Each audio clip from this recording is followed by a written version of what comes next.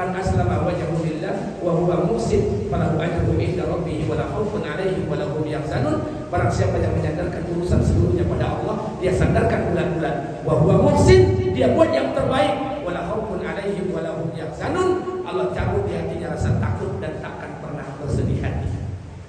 Makanya mohon maaf, apa yang kita takutkan? Jadi kalau ada orang banyak sholat, banyak amal, tapi masih banyak ketakutan dalam hatinya, hati-hati. Jangan-jangan dia belum menyandarkan semua urusannya kepada Allah.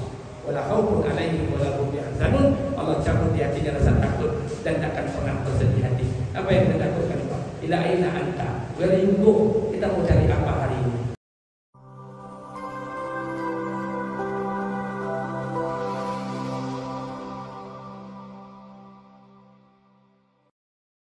Bismillahirrahmanirrahim. Assalamualaikum warahmatullahi wabarakatuh.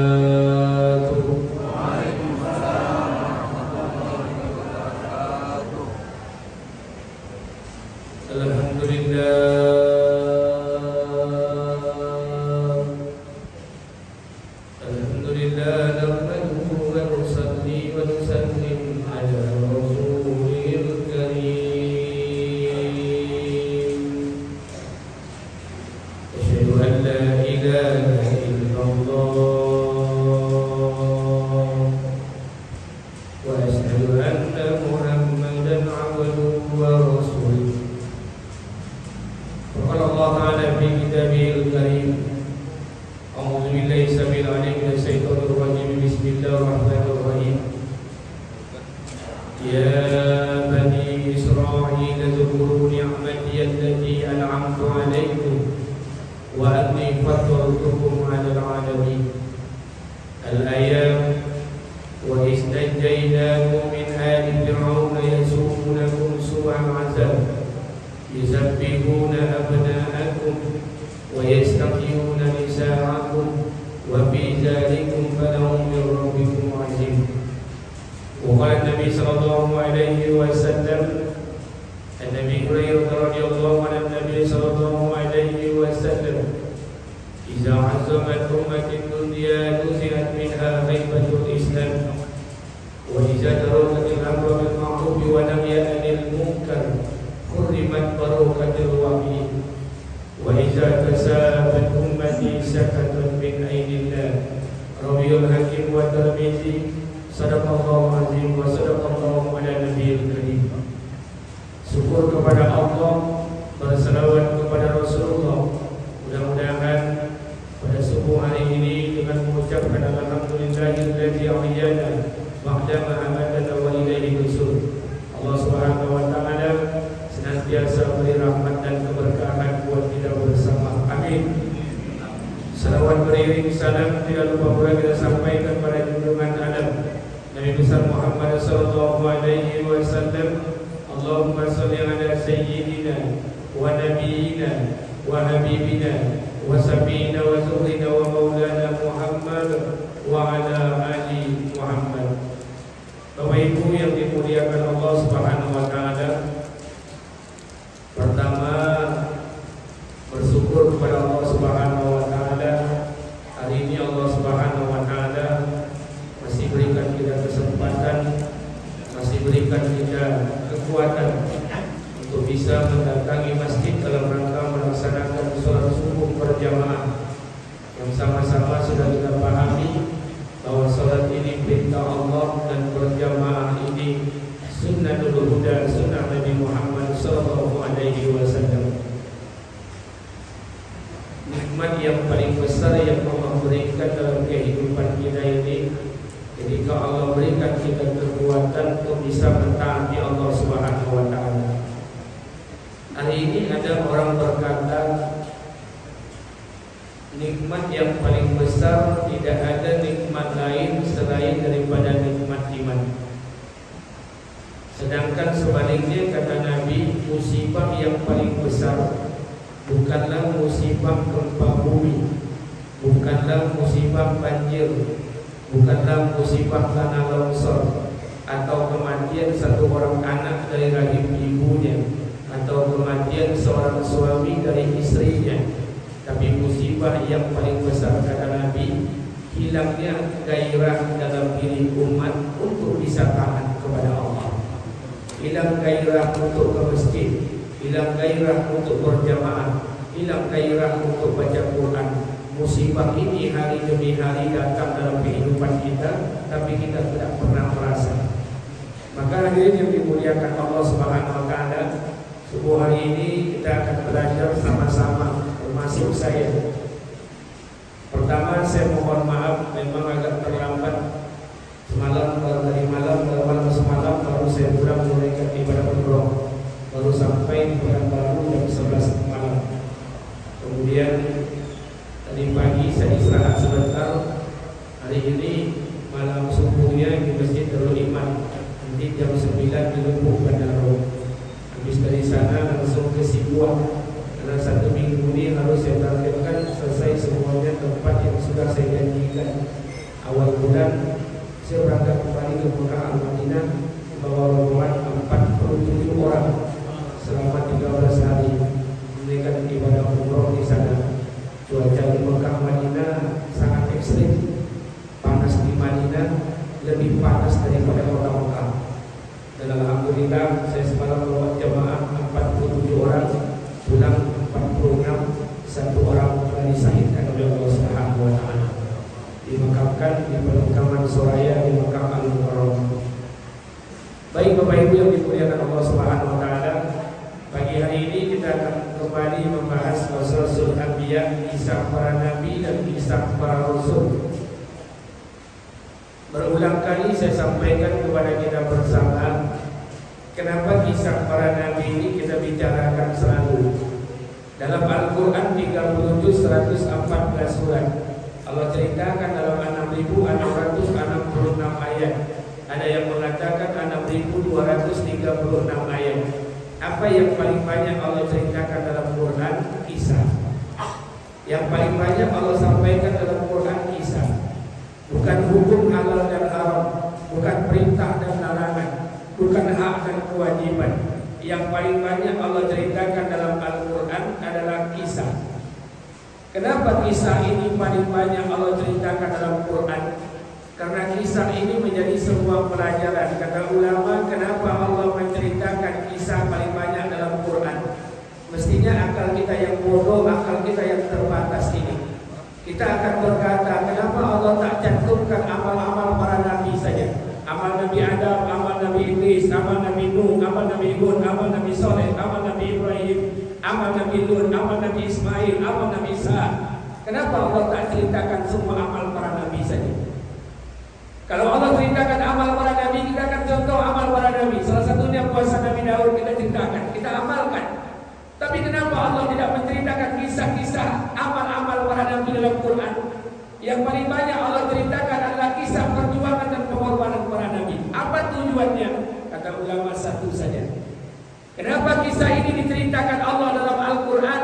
Yang pertama, Allah ingin menunjukkan kepada manusia bahwa kisah dan perjuangan pengorbanan para nabi yang dibuat oleh para anbiya alaihissalam terdahulu, kalau kita buat pada hari ini, maka bukan tidak mungkin pertolongan yang Allah berikan kepada para nabi terdahulu akan Allah berikan kepada umat hari ini. Itu makna kisah itu. Yang kedua, kenapa kisah ini diceritakan oleh Allah dalam Al-Quran? Kisah ini sengaja diceritakan oleh Allah dalam Al-Quran agar kita mencontoh-contoh, meniru-niru pengorbanan dan perjuangan para anbiya alaihissalam untuk kita buat pada hari ini agar agama ini hidup dalam kehidupan ini. Ada orang tanya dengan saya, lantas kalau kisah itu diceritakan Allah dalam Quran, apa yang paling banyak? Tidak. Bapak Ibu boleh baca Al-Quran. Quran itu isinya 4 saja. Pertama, kisah anbiya alaihissalam. Yang kedua dalam kisah adalah perjuangan dan pengorbanan. Apa perjuangannya? Kisah dalam Quran hanya ada 4 saja. Satu, kisah orang yang buat dakwah. Yang kedua, kisah bagaimana cara berdakwah. Yang ketiga, kisah bagaimana pertolongan Allah orang ambil yang kerja dakwah. Dan yang keempat, kisah azab yang Allah turunkan bagi orang yang meninggalkan dakwah. 4 saja, nggak ada yang lain. Kenapa diceritakan Allah kisah ini? Musa alaihissalam diceritakan Allah namanya 136 kali dalam Quran. Allah kisahkan perjuangannya dalam 12 juz Al-Quran. Ibrahim alaihissalam disebutkan kali dalam Quran. Kisahnya diceritakan Allah dalam 8 juz Al-Quran. Nuh alaihissalam namanya disebut lebih kurang 43 kali dalam Quran. Kisahnya diceritakan dalam 4 juz Al-Quran. Isa alaihissalam namanya disebut 55 kali dalam Al-Quran. Perjuangannya Allah ceritakan dalam 2 juz Al-Quran. Rasulullah SAW namanya disebut hanya 25 kali dalam Quran. Kisahnya diceritakan Allah hampir setiap surat dalam Al-Quran. Maka hadirin yang dimuliakan Allah, maka kita belajar kisah. Apa yang kita pelajari dari setiap kisah para nabi? Subuh hari ini kita akan belajar satu kisah nabi. Satu kisah nabi yang paling banyak namanya disebut dalam Al-Quran. Di masjid belakang sudah berapa? Masjid Pak Dokter. Al-Quran kita bicara kisah Nabi Isa alaihissalam. Sekarang kita bicara kisah Nabi Musa alaihissalam. Nabi yang namanya disebut paling banyak dalam Quran. Jadi Bapak jangan merasa Nabi Muhammad paling banyak, tidak. Yang paling banyak disebut oleh Allah Nabi dalam Al-Quran adalah Musa alaihissalam. Namanya disebut 136 kali dalam Quran. Nabi Musa ini namanya disebut 136 kali dalam Al-Quran. Diceritakan kisahnya ke dalam 12 juz Al-Quran. Saking banyaknya kisah ini. Allah Subhanahu wa taala sebut nama Musa dalam surat Al-A'raf 21 kali, dalam surat Al-Baqarah 18 kali, dalam Quran At-Taha 17 kali, dalam Quran Al-Qasas 18 kali, 27 kali Allah ceritakan nama Musa dalam Quran Al-Makkiyah, dan 7 kali Allah ceritakan nama Musa dalam surat Madaniyah. Hampir Allah ceritakan 136 kali nama Musa disebut oleh Allah dalam Al-Quran. Musa alaihissalam adalah nabi dari keturunan Bani Israel. Salah satu nabi dari keturunan Bani Israel. Dari 25 nabi dan rasul, itu ada lebih kurang 13 nabi Allah utus untuk Bani Israel. Dan nabi itu dipilih dari kaum mereka sendiri, dari keturunan Bani Israel. Jadi tak tanggung-tanggung, Bang. Makanya Bani Israel ini diberikan nikmat yang lebih oleh Allah. Ya Bani Israel, zkuru ni'mati allati an'amtu 'alaikum wa anni faddaltukum 'alal 'alamin. Bani Israel ini kaum yang diberikan Allah nikmat melebihi kaum orang-orang sebelum mereka. Tak tanggung-tanggung Allah utus lebih kurang 13 nabi buat mereka, dan Allah angkat nabi dari keturunan mereka. Salah satunya adalah Musa alaihissalam. Nabi Musa alaihissalam nabi keturunan dari Bani Israel. Nasab Nabi Musa sampai kepada pendahulunya Ibrahim alaihissalam, dan sampai kepada nenek moyangnya Adam alaihissalam. Jadi nasab Nabi itu makhluk, itu seluruhnya tersambung, tidak ada yang terputus. Bahkan bukan hanya Nabi Musa, Nabi Muhammad saja itu nasabnya tersambung hampir ke 7 masa kenabian. Tidak ada nabi yang terputus nasabnya. Semua nabi itu tersambung nasab semuanya. Jadi memang silsilah orang baik itu Pak akan melahirkan keturunan orang baik itu benar. Jadi kalau ada orang mengatakan Nabi Muhammad karena mengaji terlalu tinggi, ayah Nabi di Abdullah, ibu Nabi Aminah, ayah Nabi masuk neraka, ibu Nabi masuk neraka, sungguh dia tidak beradab dengan orang tua Rasulullah SAW. Kalau dia boleh pelajari nasab Nabi, coba bayangkan, tunjukkan dengan saya, mana nasab Nabi kita yang hina? Tidak ada. Muhammad bin Abdullah bin Abdul Muttalib bin Hashim bin Abdul Manaf bin Qusay bin Kilab bin Murrah bin Ka'ab bin Ghalib bin Fil bin Malik bin Nadar bin Kinana bin Mudrika bin Huzaimah bin Mudar bin Ma'ad bin Ilyas bin Adnan bin Ismail bin Ibrahim alaihissalam nabi. Tidak ada nasab nabi yang semua nabi itu nasabnya tersambung. Begitu juga dengan Musa alaihissalam. Musa pun tersambung kepada Ibrahim, dan sanadnya juga tersambung kepada Nabi Adam alaihissalam. Dari mana datang nasabnya Nabi Musa alaihissalam? Kita naik ke atas untuk mengingatkan ingatan kita sebetulnya. Saya dari Malang, Batu. Sebelum berangkat umroh, bertemu dengan guru saya di sana, belajar kembali di sana, dan juga belajar beberapa waktu yang lalu pulang dari Magelang, Semarang, Jombang, Rembang, kemudian dulu dalam kajian Kusbahak di Rembang sebentar. Alhamdulillah banyak mendapatkan ilmu dari beliau itu punya anak 40 orang. Salah satu di antara 40 orang tadi diangkat jadi nabi, namanya Sis alaihi salam. Sis punya anak Anusi, Anusi punya anak Qainan, Qainan punya anak Milail, Milail punya anak Yarin, Yarin punya anak Idris alaihi salam. Idris punya keturunan Mutasali, Mutasali punya anak Lami, Lami punya anak Nuh alaihi salam. Nuh punya 4 orang anak, Kan'an, Sam, Ham, Yafid. Kan'an dihancurkan Allah, tinggal 3 anak, Sam, Ham, dan Yafid. Salah satu anak Nabi Nuh Sam. Sam punya anak Arfaksad, Arfaksad punya anak Salih, Salih punya anak Abil, Abil punya anak Falid, Falid punya anak Rohu, Rohu punya anak Saruk, Saruk punya keturunan Nahur, Nahur ini punya anak namanya Azar, atau disebut dengan nama Tara, atau disebut dengan nama Tari. Azar, Tara, Tari ini punya anak namanya Ibrahim alaihissalam. Ibrahim punya 4 istri, salah satu istrinya adalah Sarah. Sarah punya anak Ishak, Ishak punya anak Yakub, Yakub punya anak 12 orang. Yakub punya nama lain Israel. 12 orang ini dikatakan Bani Israel. Salah satu anak Nabi Yakub 12 orang tadi bernama Lewi. Lewi punya anak Azar, Azar punya anak Muhid, Muhid punya anak Kohat, Kohat punya anak Imran. Dari Imran lahirlah Musa alaihissalam. Maka dikatakan Musa bin Imran bin Kohat bin Muhid bin Lewi bin Azar bin Lewi bin Yakub bin Ishak bin Ibrahim bin Tara bin Nahur bin Sarud bin Rahu bin Amir bin Falid bin Saleh bin Arfa bin Sam bin Nuh bin Lami bin Mutasali bin Idris bin Yarid bin Milail bin Qainan bin Anusi bin Sis alaihissalam bin Adam alaihissalam. Itu jalur Nabi Musa alaihissalam. Maka Nabi Musa alaihissalam diutus oleh Allah. Di mana Nabi Musa diutus? Di kawasan Isra, Mesir. Maka diutuslah dan dilahirkanlah Nabi Musa alaihissalam.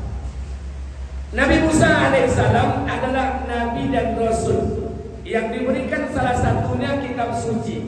Ada 4 Nabi yang diberikan kitab suci. Yang pertama ada namanya Musa, diberikan kitab suci Taurat. Yang kedua ada namanya Daud, diberikan kitab suci Zabur. Yang ketiga ada namanya Isa, diberikan kitab suci Injil. Kemudian Rasulullah SAW diberikan kitab suci Al-Quran. Dan sebagian Nabi diberikan surut. Surut itu berupa lembaran-lembaran. Dan Musa termasuk Nabi yang diberikan kitab suci oleh Allah Subhanahu Wa Taala. Kitab suci itu bernama Taurat.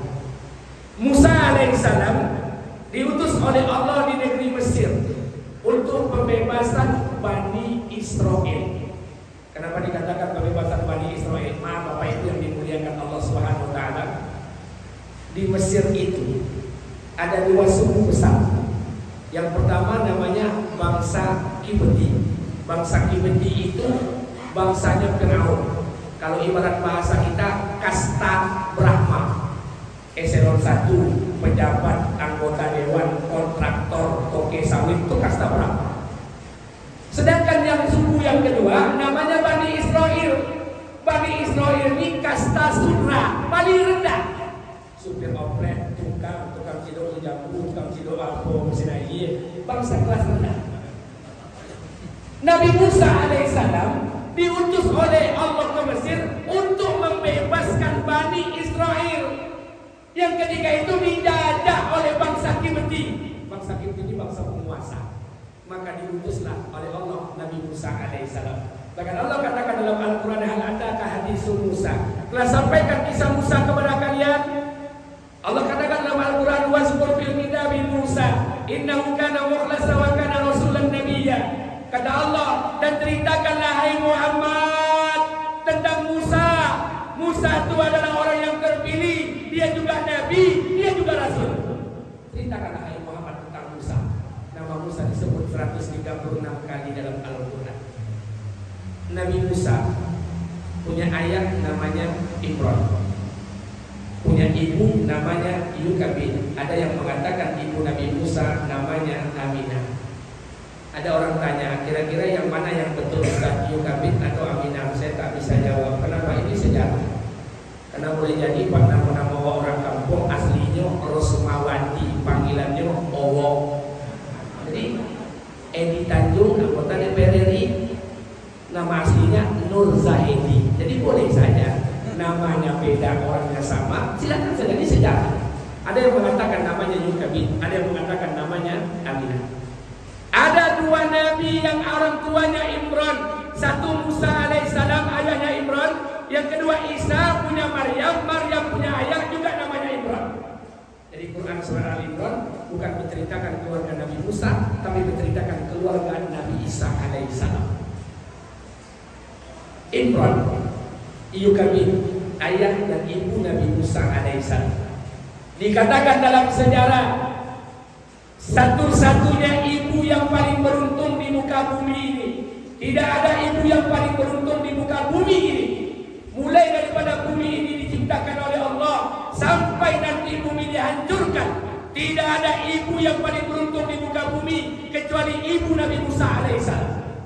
Kenapa beruntung? Ibu Nabi Musa punya 3 orang anak, 1 perempuan, 2 laki-laki. Kedua laki-lakinya diangkat oleh Allah jadi Nabi dan Rasul. Anak pertama Imran ini Maryam, anak keduanya Harun, anak ketiganya Musa. Punya 2 anak laki-laki, kedua laki-lakinya diangkat oleh Allah jadi Nabi dan Rasul. Tunjukkan dengan saya, Pak, Nabi mana? Ibu mana? Istri Nabi mana? Yang Allah jadikan semua anak laki-laki jadi Nabi? Tidak ada. Ibrahim punya istri Sarah, punya anak 1 Nabi. Istri kedua namanya Hajar, punya anak Nabi Ismail. Istri ketiga punya anak 6, 1 diangkat dari jalur Nabi. Tidak ada laki-laki jadi Nabi. Tapi ini ibu Nabi Musa alaihissalam punya anak 3 orang, 2 laki-laki. Kedua-duanya diangkat oleh Allah jadi Nabi dan Rasul. Ini ibu yang paling beruntung sampai hari kiamat. Makanya Nabi Musa itu punya saudara 1 yang paling tua namanya Maryam, yang kedua namanya Harun, yang ketiga namanya Musa alaihissalam. Atau ada pendapat lain dalam Qasasul Anbiya yang dikarang oleh Imam Ibnu Katsir mengatakan anak pertama namanya Maryam, anak kedua namanya Musa, anak ketiga namanya Harun. Tapi para ulama sejarah mengatakan banyak yang menyatakan bahwa Musa adalah anak yang paling kecil. Maka Musa alaihissalam dilahirkan. Kapan Nabi Musa dilahirkan? Nabi Musa dilahirkan tak kala ketika itu ada pemerintah Raja Zalim bergelar Fir'aun. Jadi Fir'aun ini bukan nama, Fir'aun ini gelar. Nama asli Fir'aun itu Manafta. Manafta itu sama dengan anak Ramses II atau Ramses II, cuman gelarnya Fir'aun. Ada orang tanya dengan saya, kenapa zaman Nabi Musa raja itu diberi gelar Fir'aun? Pada zaman Nabi Yusuf tidak diberikan Fir'aun, tidak ada gelar Fir'aun. Bukankah mereka sama? Dia begini, Pak. Kalau Bapak ambil peta Riau, ada Riau ini Riau daratan, ada Riau kepulauan. Kalau Riau daratan ini ekstrovert, terbuka, seluruh suku ada di sana. Tapi kalau Riau kepulauan itu introvert, artinya tidak siap dengan menerima perbedaan yang ada. Makanya pada zaman Nabi Musa diberikan gelar Fir'aun. Fir'aun itu termasuk kelompok Riau kepulauan. Artinya begitu introvert, makanya rajanya diberi gelar namanya Fir'aun. Nama aslinya Manafta, anak daripada Ramses II, atau ada yang mengatakan Ramses II. Apa yang terjadi? Fir'aun ini bermimpi. Apa mimpinya? Dia bermimpi ada bola api dari Baitul Maqdis datang ke singgasananya, menghancurkan semua kerajaannya. Hancur semua kerajaan singgasana Fir'aun. Mimpi itu bukan sekali, 3 kali. Mimpi yang malam pertama bermimpi, malam kedua mimpi yang sama, malam yang ketiga mimpi yang sama. Maka Firaun tak tahan lagi, dia kumpulkan bala tentaranya, dia kumpulkan seluruh penasihat spiritualnya, para ahli takwil mimpinya dikumpulkan. Apa kata Firaun? Wahai para penasihat spiritual, 3 malam berturut-turut aku telah mimpi. Malam yang pertama, malam yang kedua, malam yang ketiga mimpinya sama. Ada bola api dari Baitul Maqdis datang ke kerajaanku, menghancurkan semua singgasana. Seluruh kita dimati, hanya ada tinggal sekelompok Bani Israel yang masih hidup. Mohon berikan apa takwil mimpi ini? Maka seluruh penasihat spiritual ini bersepakat memberikan takwil mimpi. Apa takwil mimpinya? Dia katakan kepada Fir'aun, wahai raja, sesungguhnya engkau akan jatuh dari singgasanamu, kerajaanmu akan hancur. Yang menghancurkan itu akan lahir 1 orang bayi yang akan menghancurkan singgasanamu. Bayi itu berasal dari keturunan Bani Israel. Maka itulah Fir'aun membuat keputusan. Apa keputusannya? Seluruh bala tentaranya dikerahkan, cari setiap Bani Israel yang hamil dan melahirkan, bunuh anak laki-laki di antara mereka. Ini yang Allah ceritakan dalam Al-Quran. Wa istadainakum min ali fir'auna yasumunakum su'al azab. Ingatkah kalian ketika Allah menyelamatkan kalian dari Fir'aun yang sangat kejam? Yuzabbihuna abna'akum, dia menyembelih anak laki-laki di antara kalian. Wa yastahyuna nisa'akum, dia biarkan hidup anak perempuan di antara kalian. Saat itulah Musa alaihissalam dilahirkan. Saat perintah itu keluar, Musa dilahirkan. Ada orang tanya, bukankah Musa punya apa namanya Harun? Apakah ketika zaman Harun Fir'aun mengeluarkan ini? Tidak. Pada zaman Nabi Musa dilahirkan, perintah membunuh bayi dari keturunan Bani Israel itu dikeluarkan. Saat itulah Nabi Musa dilahirkan. Pelajaran yang pertama, rupanya Pak, mimpi itu dalam zaman nubuah itu termasuk tanda-tanda nubuah, tanda-tanda kenabian. Ibrahim bermimpi, Yusuf bermimpi, Yakub bermimpi. Rupanya bukan hanya Nabi saja yang bermimpi, orang-orang saleh pun juga mereka bermimpi, termasuk Fir'aun. Fir'aun bermimpi juga. Jadi kalau ada bapak mimpi 3 malam berturut-turut, hati-hati. Ini hati-hati. Fir'aun bermimpi, dia kumpulkan seluruh tafsir mimpinya. Kita juga bermimpi juga. Tapi kalau kita mimpi sekarang, Pak, mohon maaf, tidak perlu kumpulkan kawan-kawan. Kalau zaman sekarang ini kalau mimpi, Pak, cukup duduk di kedai kopi, pesan kopi, depan meja itu ada buku tafsir mimpi. Ular 32, orang kilo 78 dan sebagainya. Jadi kita ini lebih hebat pada orang-orang dahulu. Tidak perlu kumpulkan orang, sudah ada buku tafsir mimpi 1001. Jadi rupanya Fir'aun itu sebelum dihancurkan diberikan mimpi oleh Allah. Mimpi itu tanda-tanda kehancuran. Saat itulah Nabi Musa alaihissalam dilahirkan. Lahirlah Musa alaihissalam. Fitrah satu orang ibu, Yukabir, ibu Nabi Musa alaihissalam khawatir. Kenapa khawatir? Dia melahirkan anak laki-laki, sementara Fir'aun mengeluarkan keputusan bunuh setiap anak laki-laki dari keturunan Bani Israel. Maka khawatirlah ibu Nabi Musa alaihissalam ketika melahirkan Musa kecil ini. Maka lahirlah Musa alaihissalam.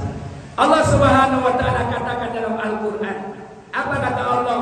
Iz'auhayna ila ummika ma yuha. Kami telah ilhamkan kepada ibu Musa alaihissalam. Kami berikan ibu Musa itu petunjuk, diberikan ilham oleh Allah. Jadi maaf, kalau Allah sudah berikan petunjuk, tidak ada satu pun lagi yang bisa akan membuat hambanya ini celaka dan mudarat. Kalau Allah sudah berikan hambanya itu petunjuk, maka Allah telah mengilhamkan kepada ibu Musa alaihissalam. Apa kata Allah Subhanahu wa taala? Wahai ibu, ketika ibu Musa melahirkan Musa, kalau kau takut akan keselamatan anakmu, belum ada nama Musa. Kalau kau takut akan keselamatan anakmu, kata Allah, susukan dia. Jika kau takut lagi akan keselamatan dia, hanyutkanlah dia. Dia akan ditemukan oleh musuhku dan musuhnya. Dia ini akan dikembalikan kepada engkau. Maka mendengar petunjuk dari Allah itu, apa yang terjadi? Ibu Nabi Musa, kisah yang selalu kita dengar, menghanyutkan Musa kecil dalam sebuah kota, dihanyutkan ke tengah-tengah sungai Nil yang sangat luar biasa, kemudian dihanyutkanlah. Tapi hebatnya Allah, ibu Nabi Musa takut dengan Fir'aun, tapi justru Musa dihanyutkan untuk menghindari Fir'aun, maka Musa ditempatkan terdampar di tempat pemandiannya Fir'aun. Itu hebat cara Allah. Jadi Mbak, kalau Allah itu mengatur kita itu luar biasa. Kalau kita takut sama orang karena kita berhutang dengan orang, makin jauh pindah itu makin aman. Iya atau tidak? Makin jauh pindah itu makin aman. Tapi Allah kalau takut dengan seorang hamba, Allah makin dekatkan hamba itu dengan orang yang ditakutinya. Dan ini kisahnya sama dengan Ibrahim alaihissalam. Ketika Ibrahim dibakar hidup-hidup, apa kata Allah? Ya narkuni bardan wa salam ala Ibrahim, wahai api dinginlah, berikan keselamatan kepada Ibrahim. Kenapa Allah gunakan kata kuni? Kenapa Allah gunakan kata wahai api dinginlah? Kenapa tidak guna Allah katakan wahai api padamlah? Kenapa? Kau mendinginkan dan memadamkan api bagi Allah itu mudah saja.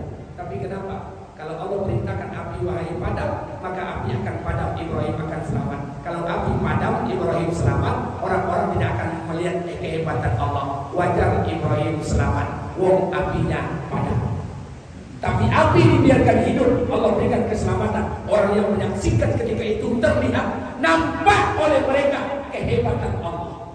Seperti itu Musa. Ibu Musa takut dengan Fir'aun, karena takut anaknya dibunuh oleh Fir'aun. Justru Musa dihanyutkan oleh Allah, terdampar di tempat pemandiannya Fir'aun. Turun Asia ke bawah, mandi, dia lihat ada kotak bayi, dia buka. Allah ilhamkan kepada Asia, istri Fir'aun, rasa cinta dan kasih sayang kepada bayi kecil ini. Dia angkat itu bayi, dia bawa ke istana. Sampai di hadapan Fir'aun, apa kata Fir'aun? Wahai istriku, apa yang kau bawa itu? Kata Aisyah, wahai suamiku, aku menemukan di tempat pemandian kita. Kata Fir'aun, itu bayinya laki-laki atau perempuan? Laki-laki. Ketika itulah Fir'aun marah, kemudian mukanya merah. Apa kata Fir'aun?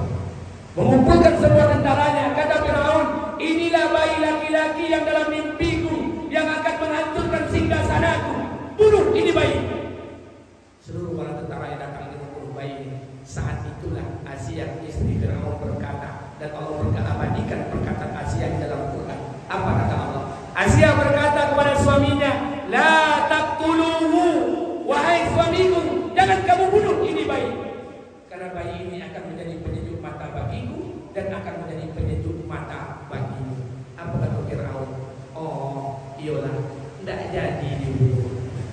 Jadi rupanya fakta itu begini, dari dulu. Kalau usah sok-sok panjang mana jauh, takut ke bini dari dulu. Jadi kalau bapak takut dengan istri jangan salah. Kita ada pendahulu kita Fir'aun. Fir'aun itu kekuasaan, raja, singgasana, bawahan harta banyak. Takut ke bini, apa yang awak bulu hitam tidak ada itu wajar takut ke bini. Jadi mohon maaf. Jadi kalau ada yang takut dengan istri, itu manhajnya bukan Syafi'iyah, bukan Hanafiyah, itu namanya Fir'auniyah.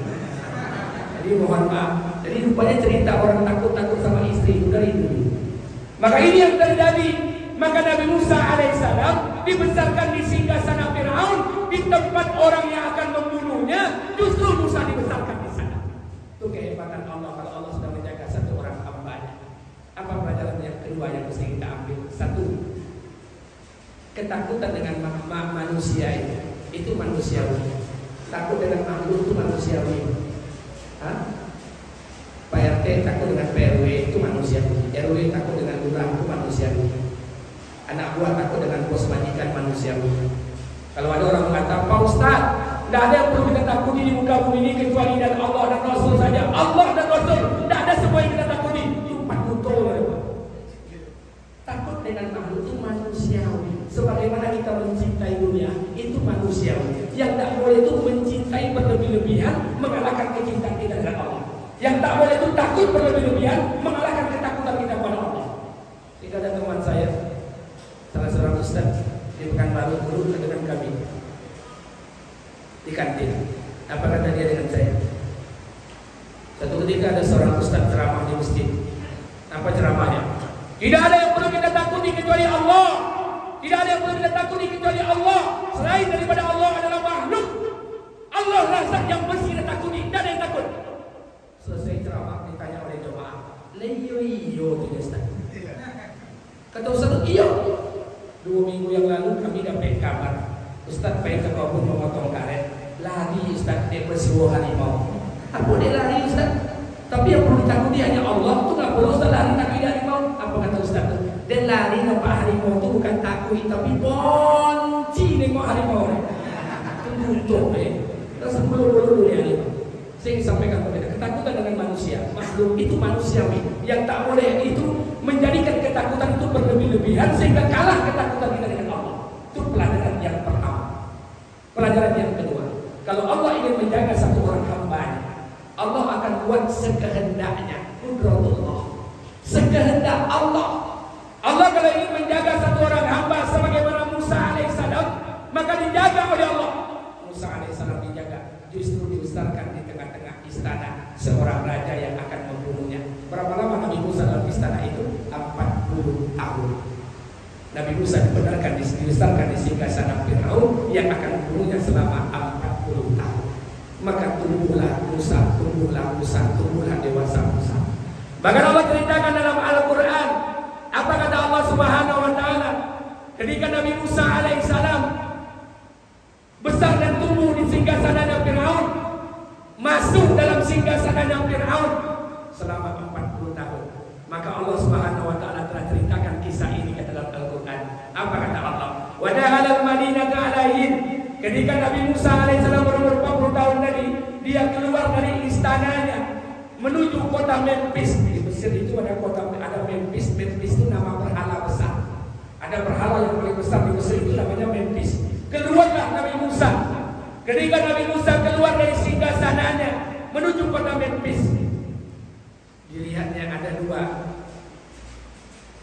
kelompok sedang berseteru, sedang bercakap, sedang bertengkar. Satu kelompok pemuda dari bangsa Kipti, satu lagi kelompok pemuda dari Bani Israel. Mereka berkelahi. Nampak oleh mereka Musa alaihissalam keluar. Orang Bani Israel tahu bahwa Musa itu Bani Israel. Musa memiliki badan yang sangat besar, tinggi. Bani Israel meminta pertolongan kepada Musa. Wahai Musa, sesungguhnya kita sama-sama kaum Bani Israel. Kami sekarang ada masalah dengan bangsa Kipti. Musa alaihissalam karena merasa sama-sama Bani Israel, Musa ini memberikan bantuan kepada kelompok Bani Israel. Ini yang Allah ceritakan kisahnya dalam Quran. Nabi Musa membunuh pemuda dari bangsa Kipti dengan satu kali pukulan. Pemuda itu telah mati. Nabi Musa alaihissalam pergi meninggalkan Mesir, takut dengan Firaun karena pukulan yang mengakibatkan kematian bangsa Kipti. Kipti itu bangsanya Firaun. Maka larilah Nabi Musa alaihissalam sporing. Kemana sporingnya? Ke Madian, di luar kota Mesir, lebih kurang 100 km di luar wilayah kekuasaan Firaun. Pelajaran ketiga. Apa pelajaran ketiga? Mencintai satu kaum itu manusiawi dan lumrah. Orang Minang buat paguyuban IKMR, Ikatan Keluarga Minang Riau. Orang Jawa buat paguyuban Jawa. Orang Batak buat paguyuban Batak. Orang Kuansing buat paguyuban IKKS, Ikatan Keluarga Kuantan Singini. Orang Kampar buat paguyuban Ikatan Keluarga Kampar. Itu lumrah dan manusiawi. Yang tidak boleh itu asobia. Asobia ini fanatik yang berlebih-lebihan dengan satu suku, merasa sukunya paling baik, suku orang tidak baik. Asobia itu hukumnya haram kata ulama. Yang tidak boleh. Asobia itu hukumnya haram, merasa sukunya paling baik dan merasa suku orang tidak ada yang lebih baik dibandingkan suku mereka, fanatik yang berlebih-lebihan. Ini juga perlu kita perbaiki. Saya akan memperbaiki diri, kita memperbaiki. Makanya mohon maaf Bapak Ibu, tidak semuanya doktrin ayah ibu kita itu baik.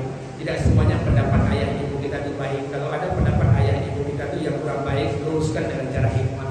Karena mohon maaf, dulu ada orang tua kita buat doktrin dengan anaknya. Nah, kalau kau besok tamat SD, tamat SMP, tamat SMA, S1, S2, S3, kalau kau ketemu dengan jodoh besok dapat kerja, alhamdulillah. Kalau ingin bangun rumah tangga, bangunlah nak, pilihlah perempuan yang baik-baik. Mak tak akan melarang kau dengan perempuan mana saja. Silakanlah, carilah pasangan hidupmu yang sesuai dengan dirimu. Kata mak kita, apa kata mak kita? Tapi kalau boleh mak saran, kalau besok cari istri nak, carilah perempuan yang baik yang mana saja. Yang penting jangan sampai orang barat. Apa dia orang barat? Yang pertama orang Jawa Barat, yang kedua orang Sumatera Barat. Saya mau tanya, ada apa dengan orang Sumatera Barat? Ada apa dengan orang Jawa Barat? Saya mau tanya. Makanya mohon maaf, doktrin tidak selalu benar. Doktrin ini keluar dari mulut ayah dan ibu kita. Mungkin ayah mak kita belum menyaksikan beberapa kasus oknum. Ada mungkin orang Sumatera Barat atau Jawa Barat yang tidak baik, sehingga itu jadikan penilaian secara generalisir. Tidak bisa. Oh Pak Ustaz, tidak bisa Ustaz. Orang Sumatera Barat itu orang Minang itu pilih-pilih. Pak, Bapak kalau yang orang pilih jadi orang Minang. Kalau Bapak berseorang Kampar pilih, bahaya pilih. Tapi kenapa orang Kampar tidak diundang? Maka saya katakan asobiah itu hukumnya haram. Makanya kita yang udah ngaji riba, tidak ada lagi. Datang minantu kita dari Sumatera Barat, alhamdulillah. Ada minantu mana dari Sumbar, ada Pak dari Jawa, alhamdulillah. Dapat minantu dari tanah Jawa, selesai, tidak ada asobiah.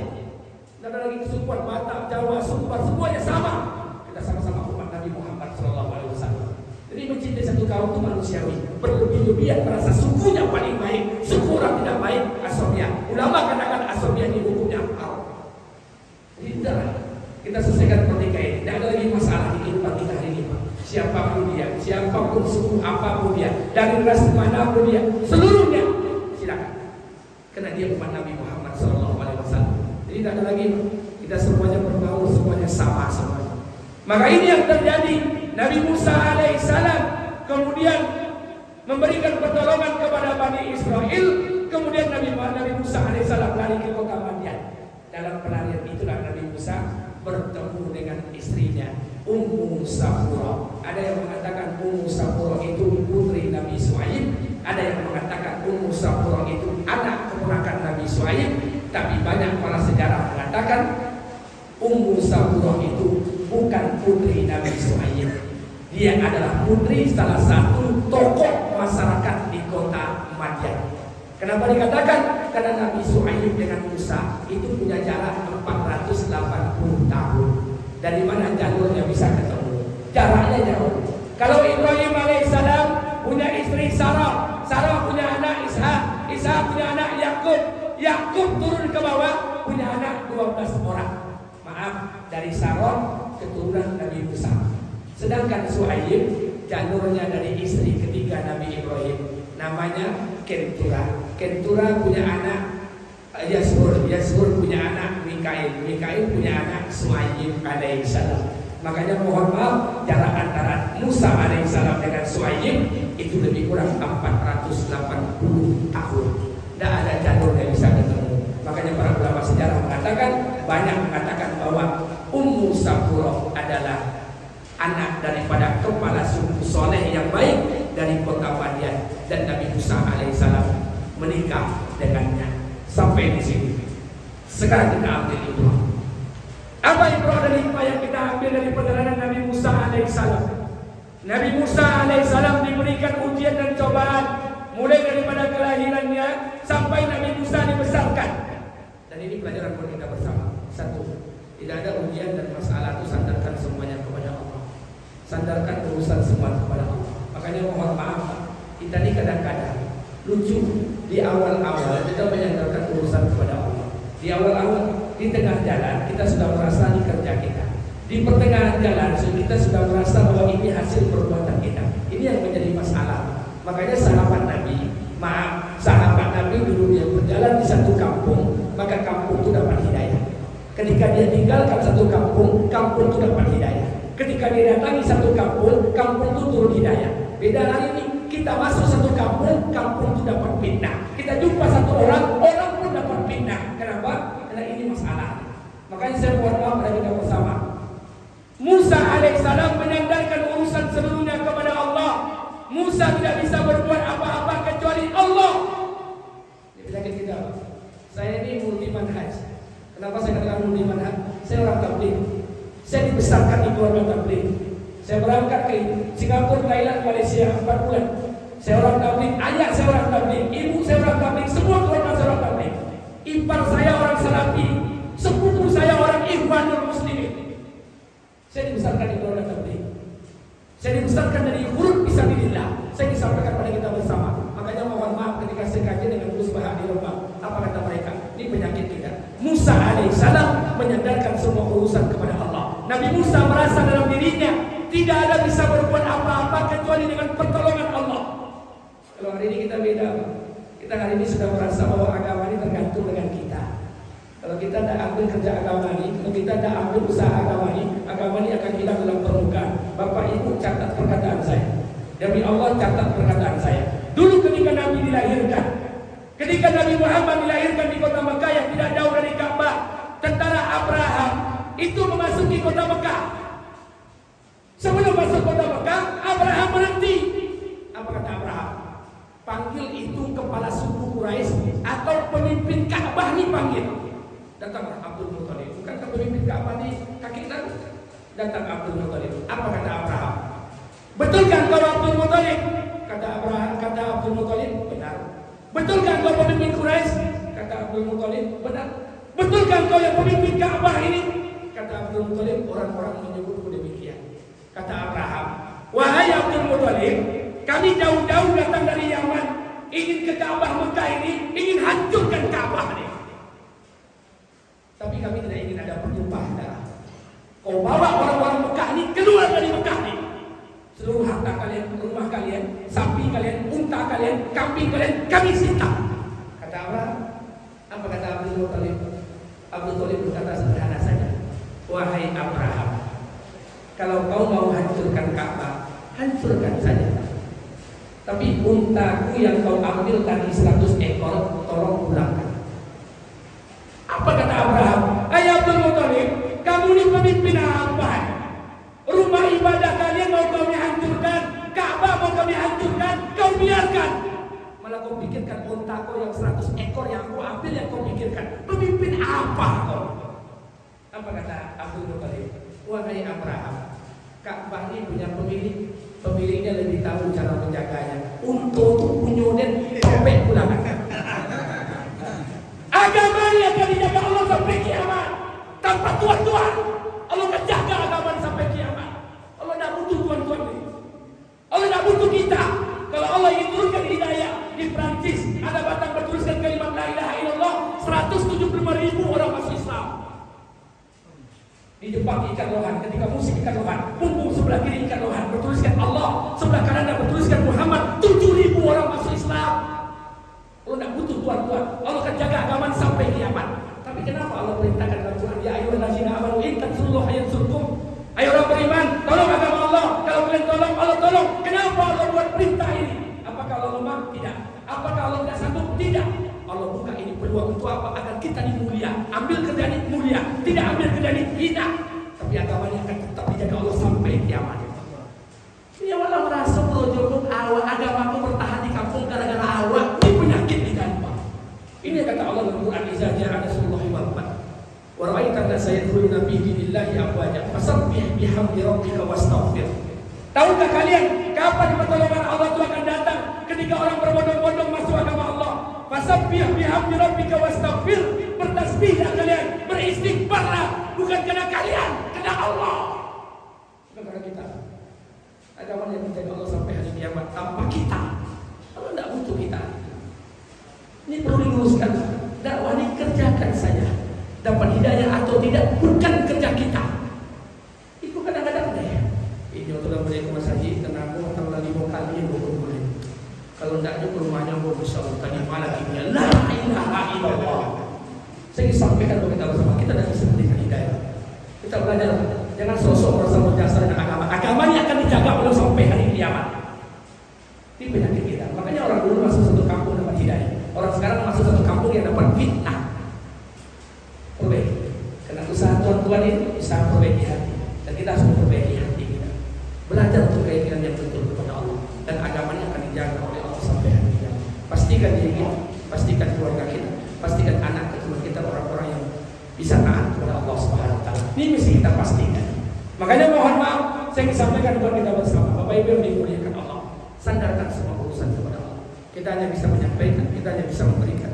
Selebihnya itu serahkan sepenuhnya kepada Allah. Berdoa kepada Allah agar Allah jaga setiap keturunan kita, orang-orang yang tercinta dalam kehidupan ini. Baru nanti agama itu akan wujud dalam kehidupan kita. Makanya oleh karena itu hadirin yang dimuliakan Allah Subhanahu wa taala, begitu luar biasanya nabi-nabi memberikan contoh, baik contoh keimanan menyandarkan semua urusannya kepada Allah, sehingga tidak ada lagi mereka bertawakal sepenuhnya kepada Allah. Ketika dapat masalah mereka sandarkan ma'aswa min musibatin illa biiznillah. Tidak ada satu pun musibah, seluruhnya datang dari Allah. Selesai. Tidak ada satu pun bencana, tidak ada satu pun musibah, tidak ada satu ujian yang datang dalam diri manusia di luar batas kemampuan kita. Tidak ada.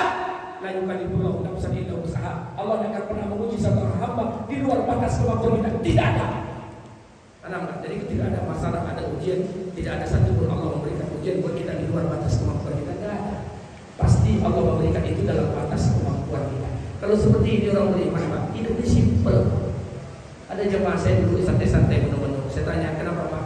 Pak, saya banyak utang Ustaz, Masya Allah. Pusing saya Ustaz. Saya bilang, Pak, utang itu jangan dipikirkan, utang itu dibayi. Pakai apa bayi? Ustaz, tidak ada, aku dipikirkan.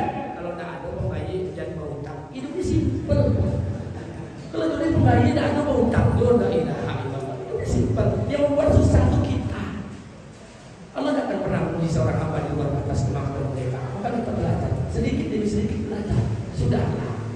Makanya saya ingatkan pada kita bersama Bapak Ibu yang dimuliakan Allah. Ada musibah, ada ujian, ada persoalan yang datang, tanamkan dalam hati. La yukallifullahu nafsan illa wus'aha. Allah akan menguji seorang hamba di luar batas kemampuan mereka. Maaf, tugas kita hari ini bukan mengukur mampu atau tidak mampu. Tugas kita hari ini mengukur mau atau tidak mau, suka atau tidak suka. Selesai. Kalau datang lagi ujian dan masalah dalam kehidupan kita ini, tanamkan dalam hati orang-orang beriman ini. Tidak ada ujian, tidak ada masalah yang datang dalam diri orang beriman, kecuali yang datang itu seluruhnya baik. Tidak ada yang buruk, semuanya kebaikan. Kalau orang beriman berpikir seperti ini, apa yang lebih kita takutkan di kehidupan dunia? Dan ini yang kata Allah, man aslama wajhahu lillah wa huwa muhsin falahu ajruhu inda rabbih wa la khaufun 'alaihim wa la hum yahzanun. Barang siapa yang menyandarkan urusan seluruhnya pada Allah, dia sandarkan bulan-bulan, wa huwa muhsin, dia buat yang terbaik, wa la khaufun 'alaihim wa la hum yahzanun. Allah cabut di hatinya rasa takut dan takkan pernah bersedih hati.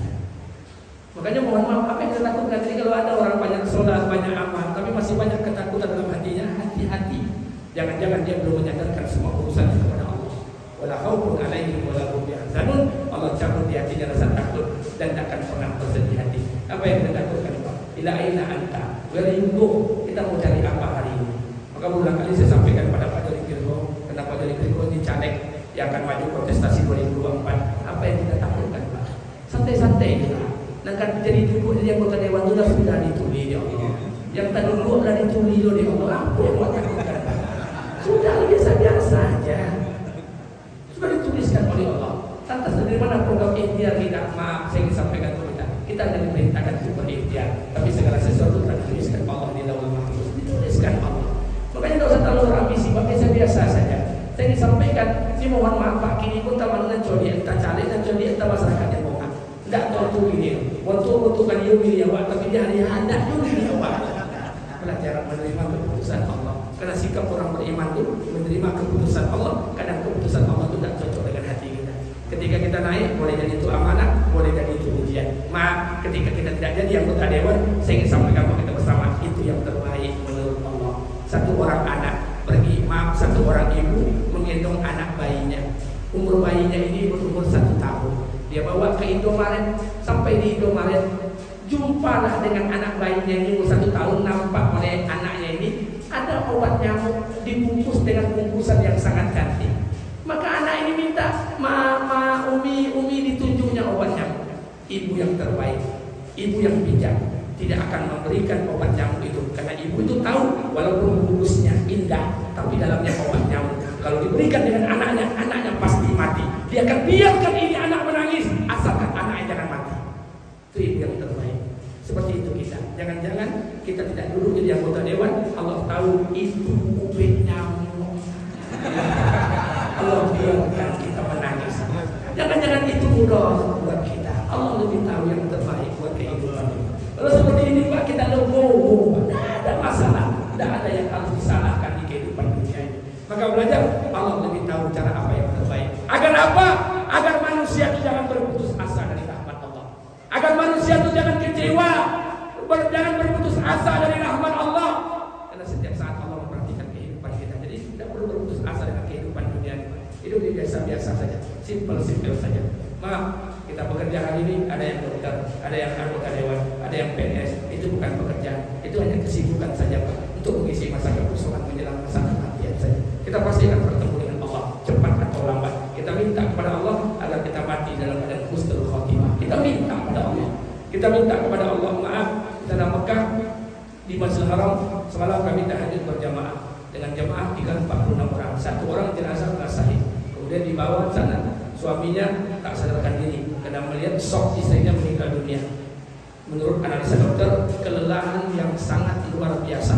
Setelah tawaf selesai sa'i tahlul meninggal. Dibawa dikuburkan di pemakaman Soraya di Mekah Al-Mukarramah. Sebelum itu disolatkan di Masjidil Haram. Berapa banyak orang yang ke Mekah hari ini yang minta mati tapi tak dimatikan oleh Allah. Tapi ada orang yang tak pernah ingin mati. Allah pilih dia untuk bisa mati di tanah haram. Yang mensolatinya imam Masjidil Haram, yang memakmuminya ribuan jemaah haji umroh di Masjidil Haram, diwafatkan di tanah orang-orang yang mulia. Manusia mana yang tidak bahagia? Manusia mana yang tidak cemburu? Kita ingin mati dalam keadaan kita. Jangan sampai mati kita di kursi-kursi anggota dewan, di kursi-kursi kepala dinas, la ilaha illallah. Kita ingin mati dalam keadaan tempat-tempat mulia, Masya Allah. Kita berharap kepada Allah. Maka saya minta pada kita bersama berharaplah kepada Allah. Karena kita tak lama di kehidupan dunia ini. Apa yang kita buat pasti itu yang akan kita tanam. Apa yang kita kerjakan maka itu pula yang akan kita tuai nantinya. Maka oleh karena itu pelajaran ini menjadi sebuah pelajaran berharga buat kita bersama. Belajar sedikit demi sedikit, jangan pernah berputus asa dari rahmat Allah Subhanahu wa taala. Allah akan memperhatikan kehidupan kita. Cepat atau lambat, susah atau tidak, senang atau payah, semuanya dalam genggaman Allah Subhanahu wa taala. Saya minta pesan kepada kita bersama, khusus saya pribadi, Bapak Ibu yang dimuliakan Allah Subhanahu wa taala. Kita punya harapan, kita punya keinginan, Allah pun punya harapan dan keinginan. Kita punya cita-cita, Allah pun juga punya cita-cita. Tapi berdoalah kepada Allah, semoga cita-cita kita sama dengan cita-cita yang diinginkan oleh Allah Subhanahu wa taala. Saya ingin sampaikan bahwa kita bersama kajian-kajian seperti ini, satu jamaah habis saya ceramah, panggil saya, apa katanya? Ustaz, hari ini kontestasi 2023-2024. Ustaz harus menentukan pilihan. Siapa pilihan Ustaz? Ini penentunya siapa yang akan memimpin kita, negeri kita hari ini. Jangan sampai orang-orang kafir yang akan memimpin negeri kita. Saya bilang, kenapa pemahamannya bisa seperti itu? Dia bilang, Ustaz tahu, ketika Nabi Ibrahim alaihissalam dibakar hidup-hidup, datang satu ekor burung, mengambil dengan paruhnya air, kemudian dia siramkan api yang membakar Ibrahim. Apalah dayanya seekor burung membawa air di paruhnya, tapi Allah tak lihat banyaknya air di paruhnya. Yang Allah lihat, Allah ingin melihat di mana posisi burung ketika hambanya tersakiti. Saya katakan, dulu ketika itu Ibrahim dengan Namrud adalah peperangan keimanan dengan kekafiran. Orang beriman dengan orang kafir. Jelas, kalau kini mana orang kafir? Saya mau tanya, Anies orang Islam, Ganjar orang Islam, Prabowo orang Islam. Anies bertakbir, Ganjar bertakbir, Prabowo bertakbir, Bapak bertakbir, saya bertakbir. Yang kafir itu mana? Sudahlah. Sudahnya kamu usaha hati kita. Kalau ingin tentukan pilihan, tentukan saja pilihan. Tanpa harus mencaci maki, tanpa harus menghina, tanpa harus membuli. Karena kita belum tentu lebih baik daripada orang lain. Penyebab iblis diturunkan Allah dari surga karena ada satu sifat, ana khairum minkum, saya lebih baik dari mereka. Inilah sifat yang paling dibenci oleh Allah. Belajar. Saya ingin sampaikan kepada kita bersama, jangan kita balut maksiat itu dengan syariat seolah-olah. Ini mohon maaf, saya ingin sampaikan kepada saudara-saudara kita, orang-orang tabligh, beramal, berkorbanlah. Tapi ingat, dunia ini mesti harus kita sikapi kehidupan dunia ini. Kalau ingin jadi wali, jadilah wali. Jadi wali itu mudah, Pak, mudah. Nabi Yusuf alaihissalam karena menghindari dari godaan perempuan Zulaikha saja diangkat oleh Allah jadi Rasul. Mudah jadi wali, Pak. Tapi jangan tanggung-tanggung itu wali 1/80. Doanya sampai ke langit dapur tidak berhasil. Kalau dia jadi wali betul. Saya ingin sampaikan, jadi wali itu mudah. Saya ingin sampaikan, orang sungguh-sungguh beramal, sungguh-sungguh beramal. Jangan seperti teman saya ini pelajaran. Karena saya orang tabligh, ini mohon maaf, ada teman saya orang kaya, punya showroom, mobilnya ada 171 mobil, bukan titipan, mobil semua, mobil pribadinya. Apa katanya dengan saya? Ustaz, cari orang tabligh 3 orang Ustaz. Saya butuh karyawan. Kalau dapat orang tabligh yang ahli sumpah, yang mungkin tidak perlu punya pekerjaan, tapi dia punya skill, minimal bisa bawa mobil. Untuk apa? Untuk jaga showroom saya. Gajinya 3,5 juta. Pagi hari buka garasi, keluarkan mobil, susun depan ruko. Setelah disusun, ambil air, bersihkan, lap, kilat, santai. Datang orang beli, harga, tidak cocok, berikan sama saya di belakang. Deal harganya. Itu saja kerjanya. Sore hari masukkan dalam mobil, tutup garasi. Gaji 3,5 juta, makan ikan. Saya carilah kawan saya di Tabligh ini, bukan keseluruhan, 23 orang saja. Semangatlah minggu pertama, keluarkan mobil, bos. Minggu kedua nggak dicuci kotor. Ditanya oleh bosnya, kenapa tidak cuci? Ustaz, kotor atau tak kotor? Kalau tak berhajat, yang laku itu tetap laku. La ilaha illallah. Jangan kalian balut, malas kalian dengan syariat. Pemali dipahami dengan syariat. La ilaha illallah. Ini penyakit kita di bawah. Ustaz, kalau tidak berhajat, laku dan laku itu tidak tergantung bersih atau kotor. Jumpa mandi, tapi dipahami dengan syariat. Nah, kita harus bangkit. Kita harus bangkit demi Allah. Islam harus bangkit. Saya ingin sampaikan, kalau tidak sanggup bekerja, tinggalkan. Jangan kalian balut maksiat dan kemalasan kalian dengan syariat. Kalian tutupi. Masya Allah, ini semuanya sudah ditentukan Allah. Cuci atau tak dicuci, pasti rezeki datang juga. Penyakit kita saya pikir bukan keseluruhan, itu hanya oknum saja. Tapi mudah-mudahan di pelajaran buat kita bersama, Bapak Ibu, saya ingatkan kepada kita bersama di momentum yang baik ini, di hari yang baik ini, saya ingin sampaikan sekali lagi pesan buat kita bersama. Masya Allah, karena kita ini akan diukur oleh Allah dari kualitas keimanan kita, kualitas perjuangan dan pengorbanan kita. Banyak orang-orang yang berkorban untuk agama Allah, tapi maaf, sahabat Nabi yang dulu berkorban dengan agama Allah, habiskan masa mereka untuk Allah, tapi menimbulkan sifat-sifat yang mulia dalam kehidupan mereka. Jadi mohon maaf, karena sahabat-sahabat itu menghabiskan masanya untuk Allah, habis masanya berkorban untuk Allah, maka Allah berikan sebagai barokahnya kemuliaan hidup. Akhlak mereka berubah, tingkah laku mereka berubah, iman mereka berubah, amal mereka berubah, muamalah muasyarat mereka berubah. Kita belajar hari ini, kita beramal ini bukan untuk meninggalkan kehidupan dunia, tapi untuk memperbaiki akhlak kita, memperbaiki iman dan amal kita, memperbaiki muamalah dan muasyarat kita, perbaiki hutang piutang kita, perbaiki muamalah di kiri kanan kita. Belajar kita untuk membersihkan itu semua, karena kita tidak tahu kapan kita akan dicabut nyawa oleh Allah Subhanahu wa Ta'ala. Mudah-mudahan kalau Allah cabut nyawa kita pagi hari ini, Allah cabut nyawa kita dalam keadaan husnul khatimah. Amin, amin, amin ya rabbal alamin. Terakhir, saya sampaikan pada kita bersama, Bapak Ibu yang dimuliakan Allah Subhanahu wa Ta'ala, mudah-mudahan kita yang hadir pada hari ini semangat untuk membela dan memperjuangkan agama Allah Subhanahu wa Ta'ala, namun tetap memperbaiki keyakinan kita bahwa sesungguhnya agama ini pasti akan dijaga oleh Allah dengan kita, tanpa kita, atau kita itu serta di dalamnya. Allah hanya berikan peluang kemuliaan. Kalau kita ambil, Allah berikan kemuliaan itu. Jika tidak kita ambil, kehinaan yang akan kita dapatkan. Inilah jalan para nabi, jalan para syuhada, jalan para siddiqin, dan jalan para orang-orang soleh di kehidupan dunia. Sebelum kita ada orang-orang yang lebih baik, para nabi dan para rasul. Sebelum kita ada orang-orang kaya, sebelum kita juga ada orang-orang yang bermaksiat. Tapi semua yang telah dihancurkan oleh Allah dan dikembalikan oleh Allah ke alam akhirat. Dan kita pasti akan bertemu dengan Allah cepat atau lambat, suka atau tidak suka, mau atau tidak mau. Mudah-mudahan ini pelajaran buat kita bersama. Dan mudah-mudahan apa yang saya sampaikan ini ada berkah buat kita bersama. Lebih dan kurang saya mohon maaf. Sebelum saya tutup, saya berikan kesempatan 1-2 menit. Kalau ada yang mau ditanyakan, saya persilakan dengan segala hormat. Silakan.